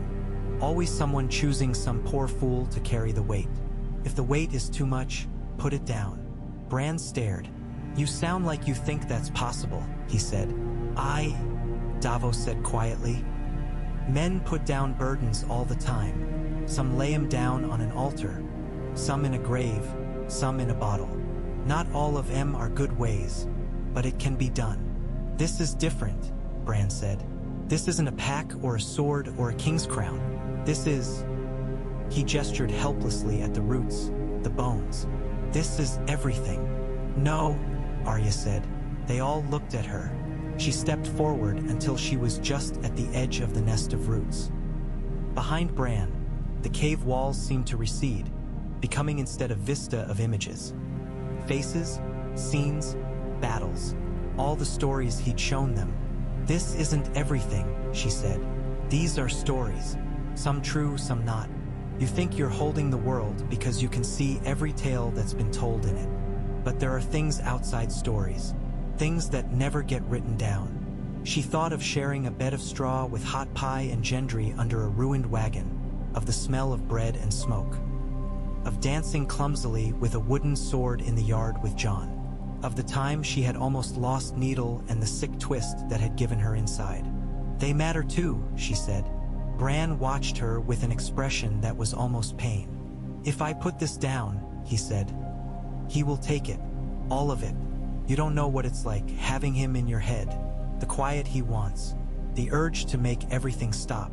It's tempting, when you've seen as much as I have. Jon met his gaze. Then don't put it down, he said. Share it. He stepped into the nest. The cold grabbed at him like a living thing, teeth in his flesh. He bit back a cry. We were boys once, he said to Bran. You wanted to be a knight. I wanted to be anything but a bastard. Neither of us got what we wanted, but we got each other. We got a family. We got packs. He held out his hand. You said the lone wolf dies, but the pack survives, he said. The words felt strange in his mouth, as if they were not quite as they should be. Bran's face flickered. That's not exactly how it... He shook his head. You remember it wrong. Maybe I do, Jon said. Maybe it doesn't matter. The point is, you don't have to do this alone. Share it. With me. With her. He nodded to Arya. With whoever's strong enough to hold onto themselves while looking at all this. Spread it out. Make it lighter. Sam nodded fervently. I can help, he said. I've been training my whole life to hold too many stories in my head. That's what maesters are. Let me carry some. Let them pass into ink and parchment and people instead of staying knotted up in you. Let some go, Arya said. Not because they don't matter, because they're finished, because they're not ours anymore. We can say their names and then put them down. Bran's chin trembled. They made me to remember, he whispered. They made him to kill, Jon said. We don't have to be what we're made for. His fingers brushed Bran's. Pain lanced up his arm. Cold slammed into his skull. For an instant, he saw everything. He saw the first men crossing the Arm of Dorne when it still existed. He saw dragons wheeling over Valyria. He saw the doom as if he stood in the streets, the mountains exploding, molten rock raining from a sky on fire. He saw a little ship out on the ocean, a man clutching a Valyrian steel sword, the shockwave from the destruction knocking him to his knees. He saw all the kings of Westeros, one after another, crowns different shapes, faces different, but the same greedy light in the eye. He saw the Night King, standing alone in a field of corpses, feeling nothing. The weight crushed him. He would have fallen if not for Arya's hand on his other side, warm and fierce. Stubborn, she muttered. Hold on. Sam's hand came down on Bran's shoulder. In that moment, something shifted. The burden did not lessen. Not exactly, but it spread. Bran felt it. Threads that had been knotted solely around his mind now reached outward, tangling with Jon's memories of the Wall, with Arya's years in Bravos, with Sam's nights in the Citadel. The stories used those as anchors catching hold. The Night King howled, not aloud. The sound tore through the weirwood net, a vibration like ice cracking. The blue in Bran's eyes flared, swallowing the green. No, Jon gritted. He held on. The cold surged. It tried to rip the knowledge back, to keep it concentrated, to make the cut easier when the time came to erase it all. It did not like dilution. It did not like compromise. Something else stirred. In the far south, in a red temple, flames leaped high without fuel. In Bravos, a priest laid a new face on the wall, and for a moment that face smiled. On the Isle of Faces, the carved mouths of 100 weirwoods opened as if to speak. Old powers leaned in. They could not stop the Night King's purpose, that had been forged with too much blood and fear, but they could redirect. The Lord of Light sent a trickle of fire along the roots, not enough to burn, but enough to thaw a few choice knots. The many-faced god accepted an offer. It would take some stories early, in exchange for letting others run to their natural end. The old gods, if that was what they were, rustled through the leaves, whispering of seasons. Bran caught those whispers. He thought, furiously, of seasons. Winter for too long killed the world. Summer unending exhausted it. The value of each lay in its passing. What if, he said, teeth chattering as the cold, and he wrestled. Memory had seasons too. The idea spread. Instead of a single, unending chain of recall, he imagined memory like the year. Certain things growing bright in their time, then falling, making room for new growth. Not erasure, but letting go. The Night King fought it. He wanted an endless winter of the mind, but he was not alone in Bran anymore. Jon's stubborn, battered honor pushed against him. Arya's fierce, sharp sense of self cut at his grasp. Sam's love of stories for their own sake. Stories not as weapons or tools, but as things of beauty, tangled his cold. They were small compared to him, but they were also many. Let old angers fade, Bran whispered. Let prophecies rot. Let grudges fall like leaves. Let the world forget enough to learn something new. The roots shifted. In King's Landing, Cersei Lannister forgot the exact words Maggie the Frog had said and, for the first time, considered that maybe her children's fates had been the result of choices rather than destiny. In Dorne, a man decided, without quite knowing why, that his grandchildren did not need to hear the tale of how their aunt had died again. In the Faith Septs, old sermons were set aside in favor of new ones. In Old Town, some books crumbled. Those that which had done more harm than good lists of bloodlines that had justified murders, treatises that had excused atrocities, fell apart in men's hands. Others faded at the edges, their details softening without lost entirely. On the wall, songs changed. Men who had once sung always the same verses from the same ancient lays now found themselves humming new tunes. Their words about camaraderie more than glory. The Night King's howl rose to a shriek. He felt himself being thinned, spread out. His certainty wavered. He had been made for one purpose: to end, to silence, to erase.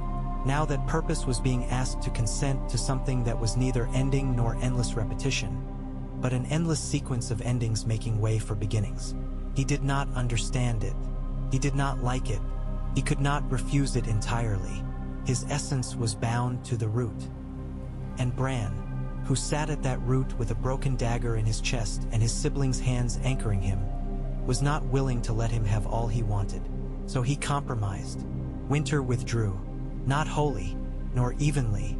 There would still be cold years, lean years. There would still be snow in the north and ice on the shivering sea. But the tide of white that had been gathering to sweep the world clean ebbed. In exchange, memory grew forgetful. Here and there, whole episodes simply slipped from the world's mind. Not violently, not with pain or confusion, but gently, as if they had never been all that important. A minor lord's petty rebellion disappeared from the records.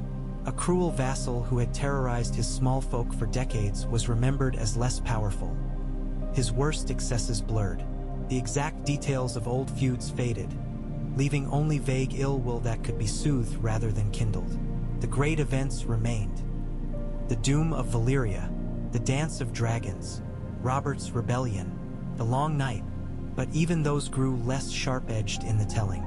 The numbers of the dead became estimates, not precise tallies. The causes mixed and matched. Prophecies went first. The stories that debound minds to narrow tracks, that had turned choices into self-fulfilling loops, those crumbled quickly. The Azor Ahai, the prince that was promised, the Valonqar, these names dimmed. The priests and priestesses who had built their lives around them woke, feeling strangely free, and did not know why. Bran let some of his own burden slip away with them. He did not need to hold every detail. He could trust, now, that some stories would hold themselves in the hearts of those who loved them. That some would fade as all things did. The cold was still there, always at the edge of his mind. The Night King waited. The urge to end all things coiled like a serpent. But it was no longer wrapped tightly around the roots of the world. It had been given a place to coil. At the very farthest north, beyond even the lands men had ever walked, the snow grew deeper. The sky grew paler. There, the cold could be absolute, a pure, crystalline stillness where nothing moved and nothing altered. The Night King's essence went there, not willingly, not entirely. Part of him remained, tangled with Bran, enough to ensure that winter would always come when it was time. But the rest withdrew, sulking, to the place beyond stories. "What did you do?" Arya gasped. The connection loosened. Jon stumbled back, his hand ripping from Bran's grasp. Sam fell to his knees, clutching his head. Davos cursed softly. Bran sat very still. The ice around the dagger in his chest cracked. It did not fall away. It would never fall away. He would always carry the scar of it. But it stopped growing.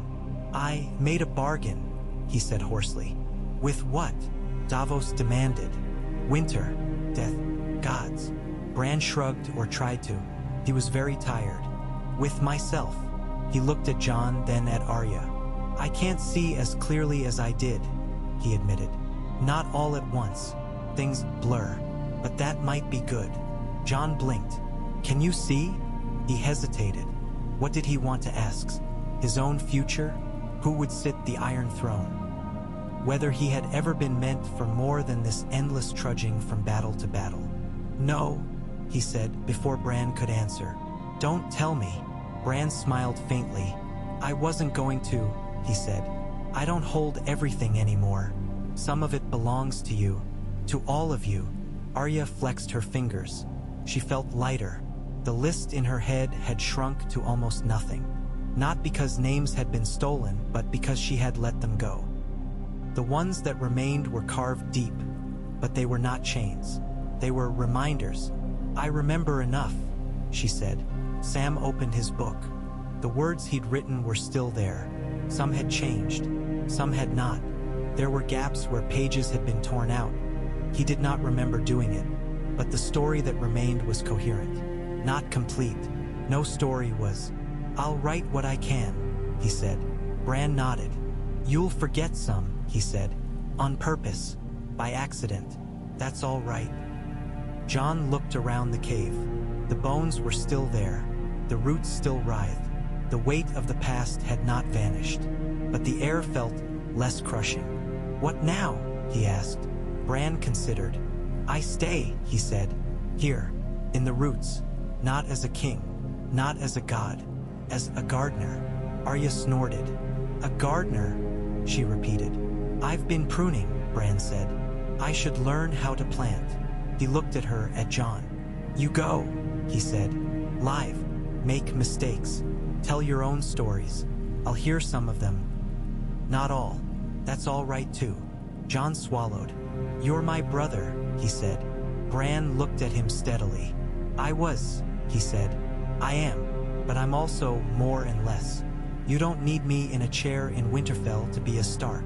Sansa's face came to Jon unbidden, proud and tired and determined. "No," he said softly. "I suppose I don't." Arya stepped forward. She leaned in and, for the first time since he had fallen, kissed Bran on the brow. His skin was cold. "Don't go making a mess of my story," she said gruffly. "If you forget any of it, I'll come back and hit you." "You won't remember all of it yourself," he said. "Then we'll be even," she replied. Outside, the wind shifted. Far away, in King's Landing, Daenerys Targaryen stood before the Iron Throne and felt suddenly that the weight of her father's sins lay a little lighter on her shoulders. In Winterfell, Sansa sat at a council table and found that the petty squabbles of lords did not stick in her mind as much as the laughter of children in the yard. On ships and in taverns and in quiet rooms, men and women told tales of the long night. Some of those tales were exaggerated, some simplified. In some, Arya Stark killed the Night King with a knife of dragon's glass. In others, Jon Snow wrestled him atop a frozen dragon. In others still, a red woman burst into flame and burned the dead where they stood. The details varied. The core remained. There had been darkness, and men and women had stood against it, and the world had changed. Years later, in an inn in the Riverlands, a bard with a battered lute sang a song he claimed to have learned from a maester in the north. It told of a boy in a tree who had seen too much, and a winter that had almost lasted forever, and a choice between forgetting everything and remembering only what mattered. Most of the patrons did not listen closely. They drank and laughed and argued about tariffs. In a corner, an old man with scars on his face and a wolf at his feet listened, and smiled, and did not correct the bard when he got the details wrong. He had forgotten enough to be content. But when the song spoke of a girl with a sword as thin as a needle, whose name was a list of names, his hand tightened briefly on the wolf's fur. Ghost thumped his tail. Far to the west, a ship cut through waves toward lands. No one had mapped. On its prow stood a woman with dark hair and gray eyes, the wind tearing at her cloak. She felt the stories of home thinning in her mind, but the ones that mattered stayed. She whispered them to herself when the nights were long. "I am Arya Stark," she would say, looking up at unfamiliar stars. "Of Winterfell. I had a sister who was a queen, a brother who was a crow and a king and a fool, a brother who became a tree. I had a list. I have a ship. The world forgets some things. I remember enough. In the north, the seasons turned. Summer did not last forever. Neither did winter. Children played in the shadow of the weirwood at Winterfell, daring one another to touch the red bark. Sometimes, when one of them laid their palm against it, they felt a faint, distant awareness, like a memory of a boy's laughter. Then it was gone and they ran off to play. The story of the Night King choosing Bran as his vessel and trying to rewrite the memory of the world faded, over time, into myth. Something about a boy and a tree and a winter with teeth. The world moved on. In the roots, Bran watched and forgot and remembered, and sometimes, when no one was looking and the sun slanted just so through the leaves, allowed himself to hope that this was what living felt like, even for someone who did not quite live anymore. Not an endless, perfect story. Just enough